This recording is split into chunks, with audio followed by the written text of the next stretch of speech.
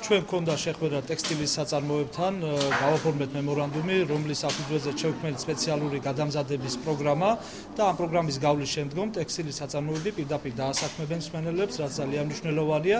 ამასთან ერთად ქობულეთის პროფესიულ სასწავლებელში დაინერგება ზალცბურგის ტურიზმის სკოლის პროგრამები, ამასთან ერთად მოწვეული იქნებიან ექსპერტები და ტურიზმის სექტორში სპეციალისტების მომზადებას განვახორციელებთ ამ ტურიზმის სკოლასთან ერთად და გაიცემა ორმაგი დიპლომი. შემცირებული გრაფიკებით, მართლაც 2-3 თვეში პიროვნებას აქვს უფლება რომ დაიწყოს მუშაობა. 4000 კაცამდეა დასაქმებული მთელ აჭარაში სამხედრო.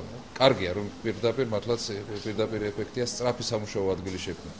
მართლაც მე არა ვარ მოხარული იმით რომ ხელფასები არც ისე დიდია, მაგრამ თავარია შეიქმნა და თავარია ის ადამიანი დასაქმდეს და 250-300 ლარი შეიტანოს ოჯახში, მაგრამ უფრო მეტი უნდა გავაკეთოთ. ამისთვის ამ ეტაპზე უნდა გავჩერდეთ. და ერთადერთი მიზანი რაც აქვს ჩვენი მთავრობის ეს აგეგმა მართლაც ინდუსტრიალიზაციაზეც გადავიდა ჩვენი რეგიონი. ამ ხელშეკრულებით ძალიან კმაყოფილი ვარ. ჩვენ საწარმოში იმ 60-მდე კურსდამთავრებულს დავასაქმებთ, ვინც სერტიფიკატის აღებას შეძლებს. ეს პირველი ნაკადია, რომლებიც ავიყვანეთ. იმედი მაქვს, ერთმანეთზე უკეთესები იქნებიან.